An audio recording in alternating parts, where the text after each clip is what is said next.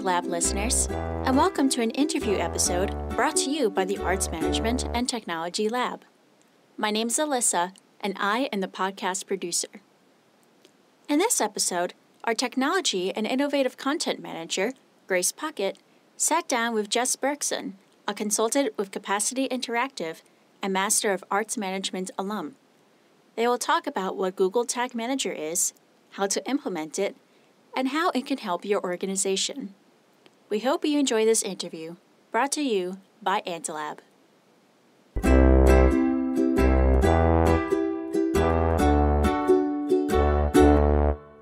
So, Jess, thank you so much for sitting down with me today and chatting.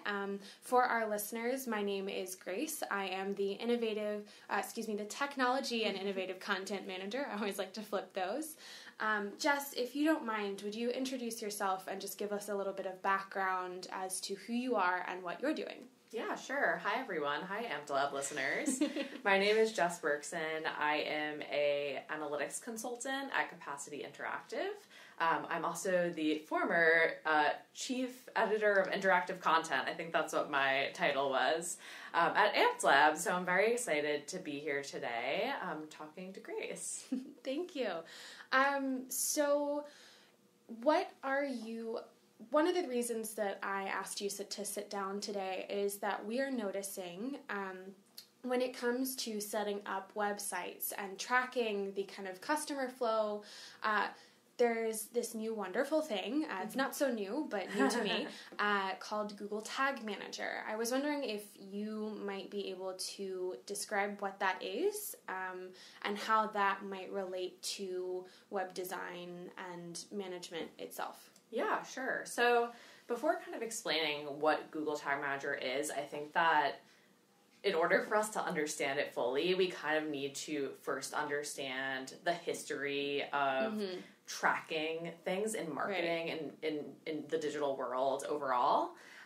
So back before Google Tag Manager existed, I think that it came out in like 2014 maybe, don't quote me on that.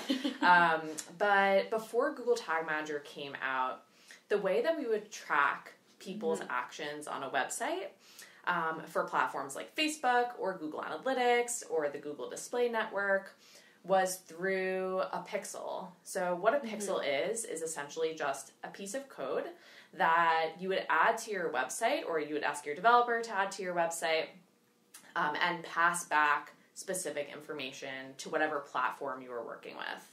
So for example, if you wanted to track purchases in Google Analytics, you would send an email to your developer, you would copy and paste the pixel that you get from Google Analytics itself, and then you would paste that into the email to your developer and essentially say, "Hey Greg, hope all is well. Please see below for the Google Analytics transaction tag or pixel.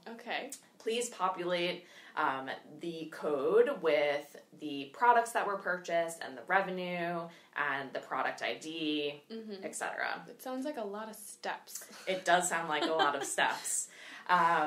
Not only was it a lot of steps, but it also required a lot of back and forth. It required kind of taking the control of marketing tracking and putting it in the hands of our website developers, whose job really is to be helping us build the website and maintain it, but not necessarily do our tracking for marketing platforms. So enter Google Tag Manager. Google Tag Manager, again, I think it came out in 2014 or something like that. Maybe it was 2012. And what Google Tag Manager does is it essentially removes our need from having to go through that tedious back and forth with a developer to place tracking on the website. It's literally just a website, Google Tag Manager, so it's something that you could log into just like you would log into Google Drive or your Gmail account. You log in with Google credentials and you basically have the potential in your Google Tag Manager account to place all of those pixels and tracking or tags. So pixel equals the same thing as tag, as tracking code. They're all just the same thing. So the way that Google Tag Manager works is rather than placing individual pixels on the back end of the website with your developer, what you do is you remove all of that individual tracking and you replace it with one piece of code, which is called the Google Tag Manager container tag.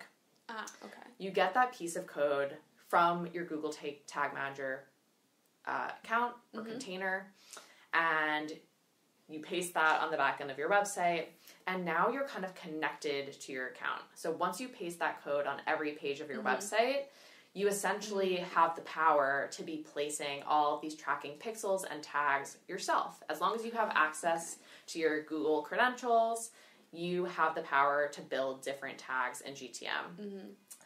Because Google Tag Manager is a Google product, it works really well with other Google products.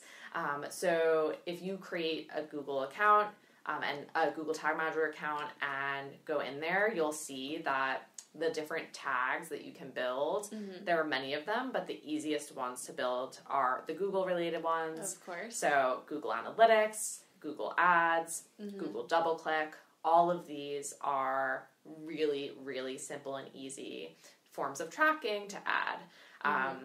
It's really user friendly, so when you're building a tag in there, it kind of just looks like a form that you're filling out, and it'll prompt you for different information that you need for different platforms and different types of tags, so a page view tag versus a transaction tag.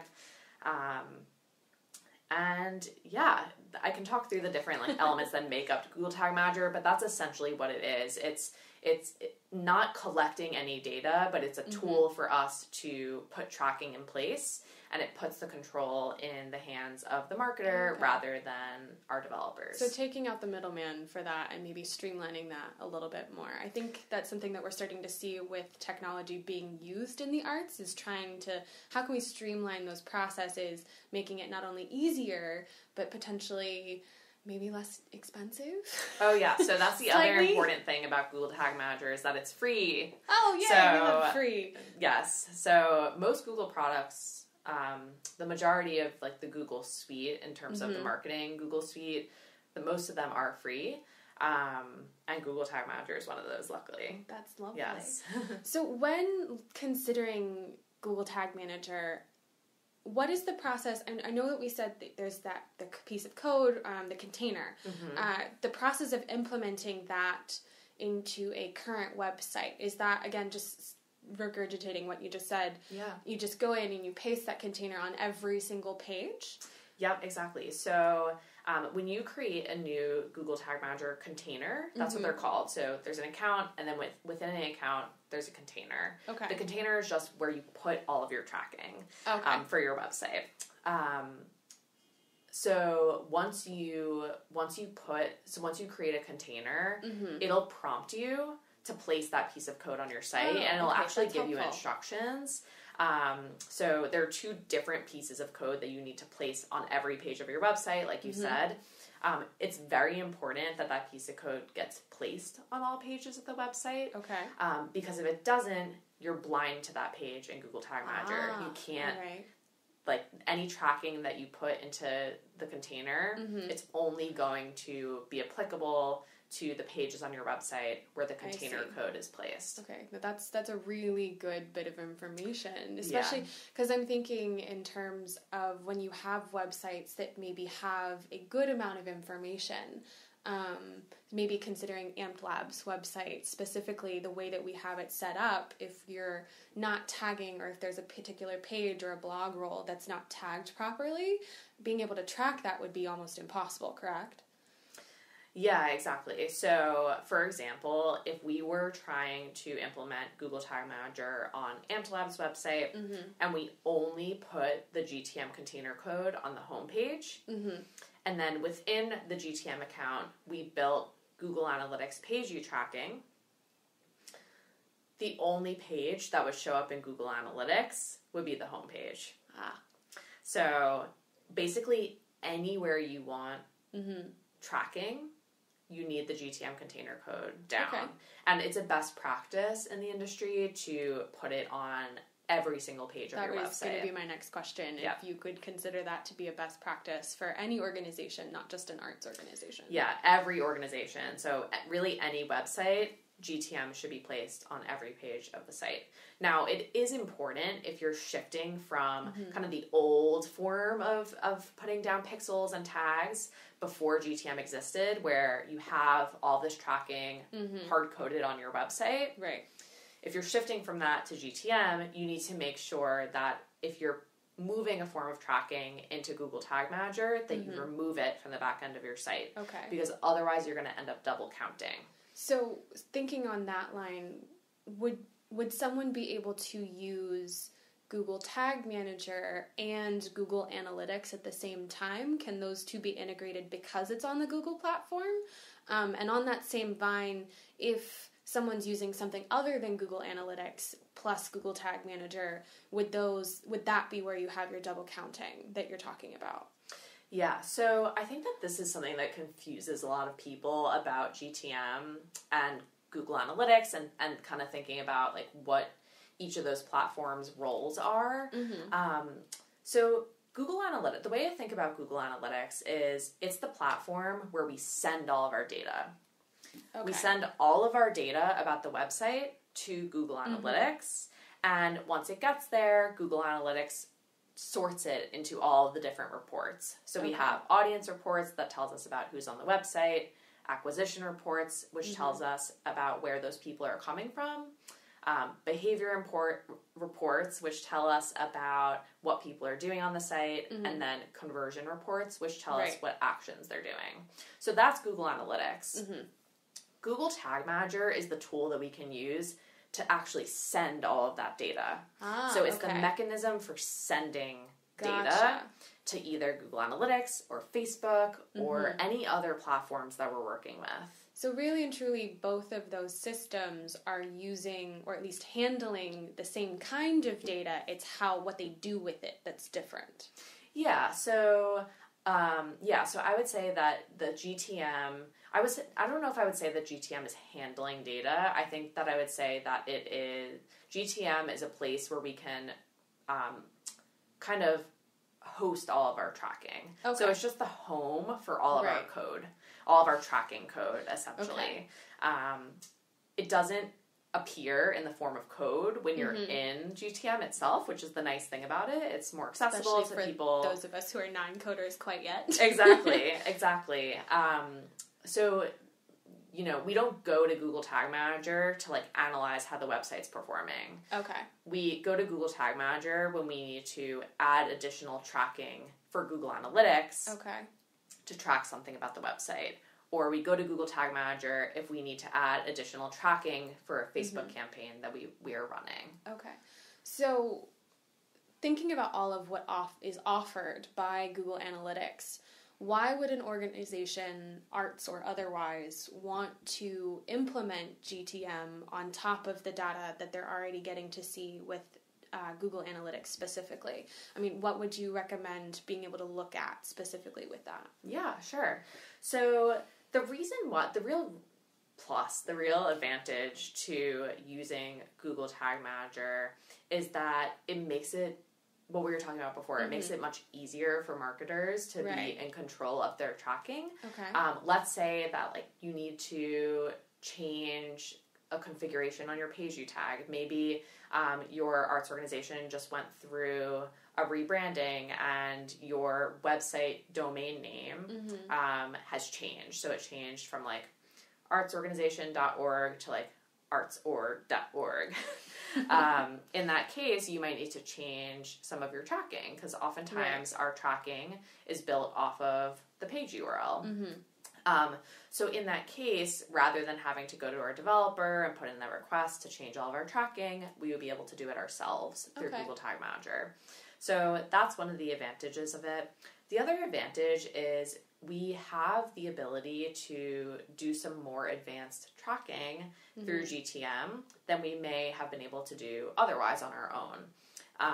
For example, one of the things that is kind of one of the more unknown features about Google Analytics or unused features about Google Analytics is that we can actually track information about what people are clicking on the site. Okay. So we can track whether someone is clicking the main navigation or opening up a mobile menu. We could track if someone's playing video. We could track if someone's scrolling down a page. Oh, okay. And all of that type of tracking is really hard to do in the old form, the pixel placement form of tracking for the website. It's much easier to do in Google Analytics, Google Tag Manager, because GTM has the ability to listen for a lot of those actions on the website. So it could listen for when someone's clicking on something or playing a video or scrolling down the page. It could detect that, and then you could kind of tell it to send that information to Google Analytics when that happens. So it sounds like it's more in depth with activity on specific pages and not just what button are they clicking to get through to certain things. Because I think, at least from how I have what little I know from Google Analytics, you can see kind of where people are going in terms of the linear mode, but maybe this is getting more into that gray area of what are they actually doing on the page itself. Okay. Exactly. So Google Analytics, we like to call it out of the box. Okay. So like when you have a brand spanking new Google Analytics account, out of the box, Google Analytics can do a lot. It can tell you what pages people are viewing, the demographics of those users, where they're coming from. So are they coming from social or email or organic search? It could tell you if they're new or a returning visitor. It could tell you if you have it configured, what they're purchasing on the website. But if you think about our websites, even AmTLab's website, but also especially arts organizations' websites, there's tons of things that our patrons can be doing on the website that go beyond just viewing a page, right? If we think about an arts organization's event detail page, oftentimes on those pages there will be a video, there will be an image gallery, there will be maybe audio for people to play. Those pages might be really long, so we might want to know if someone's scrolling down that page. All of these things, Google Analytics is blind to out of the box. Okay. So if you want to know those types of things, which are really valuable when you're trying to understand how the website is really performing and how specific templates are performing, how people are navigating across the site, that tracking is really required. And I would say that very few arts organizations have that tracking in place. It does require a little bit more of a technical expertise. Using a tool like Google Tag Manager makes it a lot easier to be able to implement some of those things. But there sometimes is additional coding within Google Tag Manager that's required to get specifically what you're looking for. Okay. So thinking on it from the technical side as well as from the management, since we're talking about the fact that GTM can give you that more in-depth view, how would someone maybe go about implementing GTM within their web design to optimize a viewer's experience and make sure that people are moving the way that the organization wants them to? Thinking specifically of just even the event pages that you were mentioning, is there certain information maybe that someone's missing, and can an organization identify that? I mean, would you say that maybe something along those lines? Yeah, that's a great question. So I think that the ideal approach here is to, if you're starting brand new with this, let's say that you don't have GTM on your website, and you kind of want to get to a place of being able to look at some of this more customized data that I've been talking about. To me, the steps are this. Number one, you need to get that GTM container code on your website. So create a new GTM account if you don't have one already. Paste that code on every page of your website. From there, you're going to need to spend some time building that tracking. You might need to consult an outside vendor to do that for you, depending on your expertise with the subject matter. Some of it you could kind of Google and figure it out, but I will say that there definitely are pieces of it that require a lot of expertise with the platform. From there, you let your data collect in Google Analytics. So once you've built all your tracking and identified what you care about tracking in GTM, you publish all of that tracking, the data gets sent to Google Analytics, and it starts collecting. Okay. So from the time that you push all that tracking live, the data will start collecting, and then you can analyze it. So you go into Google Analytics, you take a look at the things that you're interested in. So I think that oftentimes we collect so much data and we don't know where to start. Mm-hmm. I recommend using your data to help you prioritize. Okay. So what I mean by that is, look at all the pages that people are viewing on the site, determine what the most popular sections of the website are, or the most popular templates of the website are. Mm-hmm. An example of a template would be an event detail page. That's likely going to be one of the more important templates on the site. From there, use your event tracking, the interaction tracking that we've been talking about, that you have tracked and sent to Google Analytics to dig into user behavior deeper. So ask questions depending on your specific website. Mm-hmm. If you have lots of videos on that page, are people playing the video? When they play the video, are they more likely to purchase on the site? How far down are people scrolling? What are the top things that people are clicking on the page? How many people are exiting on that page without taking further action? So all of these things are just some examples of questions that we should start to ask. And ultimately, you are looking to take action. Mm-hmm. So that taking action can look like a couple different things. We might realize on our event detail page that, let's see, a good example. So we might realize on our event detail pages that not many people are playing video. Mm-hmm. And when we look at the event detail page, we have to kind of hypothesize why that may be. Do people just not care about the videos, or is there something else that might be holding them back? And in this particular example, and I'm thinking of a real example that I've seen, maybe those videos are really far down the page, and users may not be making it there. So we can look at something like scroll depth tracking to determine if people are actually seeing it, if they're making it to that point of the page. And if we determine that they're not, then maybe we can start thinking about the hierarchy of the page. And, maybe we need to move those videos up and make them a little bit more visible. Mm-hmm. So things like that. I would say that another thing that we should be considering doing, depending on how much traffic our website gets, is A/B testing. A/B testing is essentially the process of taking the original version of a web page, changing one thing about it. So that could be like something as simple as the color of a button, or it can be, like pinning a button to the bottom of the screen. It could be all different sorts of things. But the bottom line is we change one thing about the web page. Mm-hmm. We use a tool like Google Optimize, which is another free Google platform, to send half of our traffic to the original version of the page, and then half of our traffic to the altered version of the page, where we made the one tiny change, whether it's button color or whatever else it is. And then we run that for a couple weeks, and we analyze the results.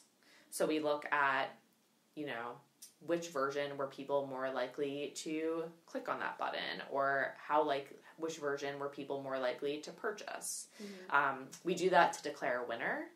So either our original version or our new version will win. Mm-hmm. And if our new version wins, then we can implement that change. Right. So it's a way to essentially prove that we are going to make an impact before we invest in redesigning something about a template. So it's like troubleshooting certain pages and seeing what does and doesn't work, and maybe trying to figure out exactly where that disconnect might be happening between your viewers and the page itself.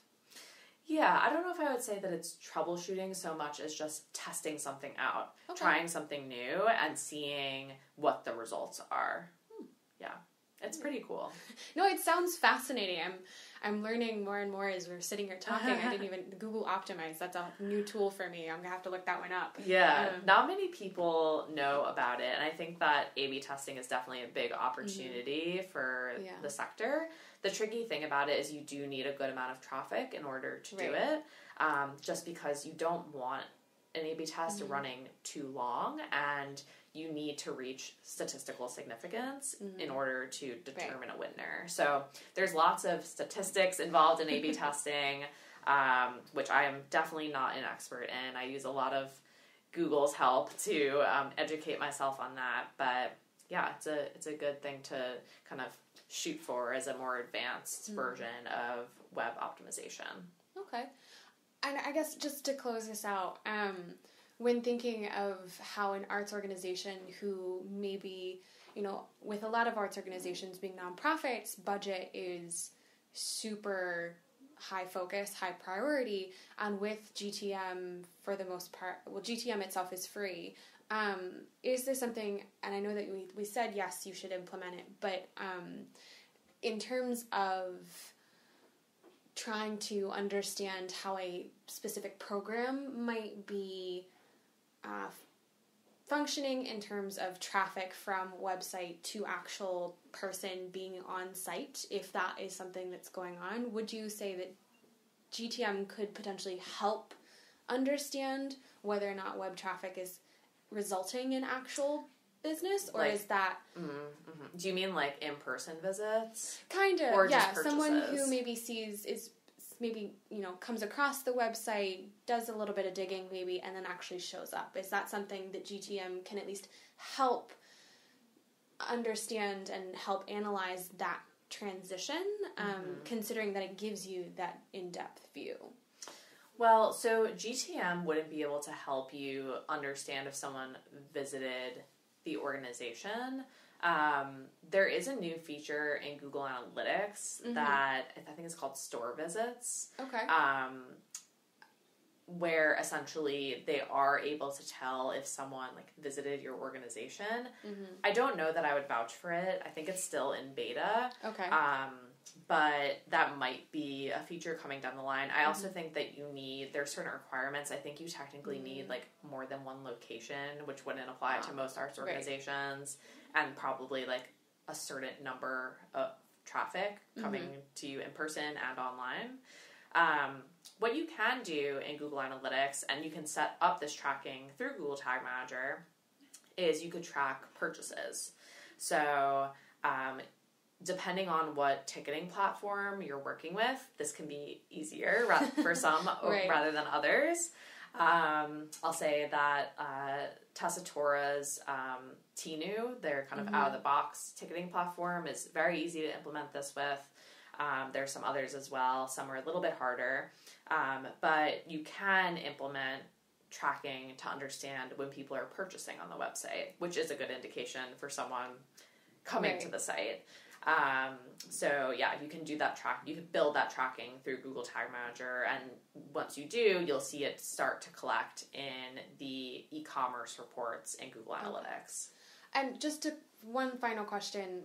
If someone has been using Google Analytics already, and they decide to put or implement GTM within their Google Suite, are there any issues that might happen? How long would you wait to start seeing that data from GTM be pushed into Google Analytics? What's that particular process like, just for people who are already using analytics and maybe want to add this into what they're looking at? Yeah, sure.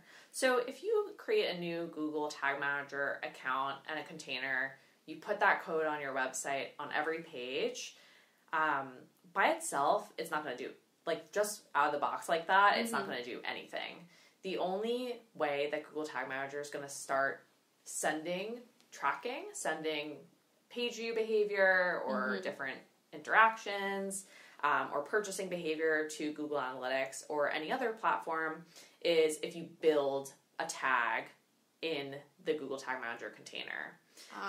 There are 3 different elements of GTM. There's a tag, a trigger, and a variable. The tag is essentially like the pixel. It's like the piece of code that needs to connect to the platform, the trigger attaches to the tag, and that's your logic in Google Tag Manager where you tell the tag where it should be firing. Okay. So if we're building tracking specifically for our event detail pages, the trigger will be something like, you know, where the page URL contains /events/performances or something like that. The variable is kind of like, it's extra information, it's building blocks. So it would be things like, you know, the page path that someone's on, or the page URL, or the product that someone's purchasing.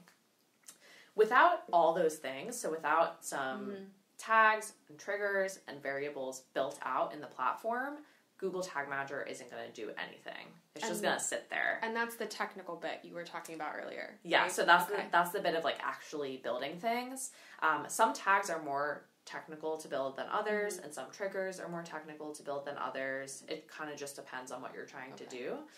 But essentially, once you build out the tags and triggers and variables that you want to build in your container, it's still not going to do anything. It's not going to send anything to Google Analytics or any platforms until you publish it.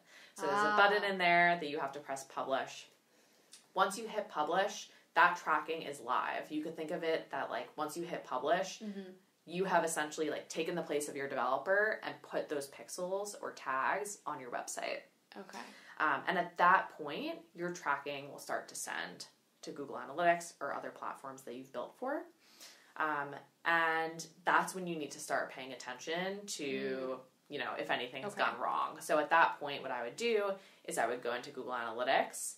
I would go to the real-time reports, which tell us what people are doing on our website literally right now in this moment, and make sure that like data is still coming through. You'll also want to make sure that you're not double tracking anything. So once you publish tags in GTM, those tags, that tracking now lives on your website. And if that same tracking is also hard-coded on your website, you have it down twice. Got it. You definitely want to avoid having like 2 Google Analytics page view tags down on your website, because then you'll just be double counting every visit to your site, which has a whole lot of problems tied to it. Really confusing really fast. Yes. So there is a potential to kind of break your account when you're doing this transition, but I would say that, you know, just use your logic and just look at the back end of the website and say, okay, do I have a Google Analytics page view tag pasted on the back end of the website? No. Great. Do I have it in my Google Tag Manager container? And is it published? Yes. Is my Google Tag Manager container code down on every single page of the website? Yes. Then you're probably in good shape. Well, that is good to know, especially because the publish button, if you don't hit that, it doesn't sound like it does anything. Yeah, and that trips a lot of people up. I think that it could be, you know, this big feat to build all this tracking in the platform, and then you're like, I did it. And it's not actually sit around on your website. Data that I thought I was going to be gathering. The other good thing to know about Google Tag Manager is it is possible to test it out before you publish it. So there's like a preview version where you can actually go to your website and see a little screen that tells you what tags that you've built are firing on different pages. I see. That's helpful. So I definitely recommend doing that before publishing anything. And again, I think that, you know, if you are unclear about how all this works, or it just makes you want to, you know, have to breathe really deeply and heavily, there are lots of resources out there online, and there are also people that you can consult on this if you want to do something a little bit more advanced. Okay. Well, Jess, thank you so much for sitting down with me again and talking myself and our listeners through the very basics, I'm sure, of Google Tag Manager and how it relates to web design and Google Analytics. So thank you very much for taking time out of your day. We appreciate it. Of course. Thanks for listening to the Arts Management and Technology Lab podcast series. You can read more on the intersection between the arts and technology at www.amt-lab.org, or you can listen to more interviews and discussions in our podcast series on iTunes, Spotify, Google Play, or Stitcher. Thank you for joining us.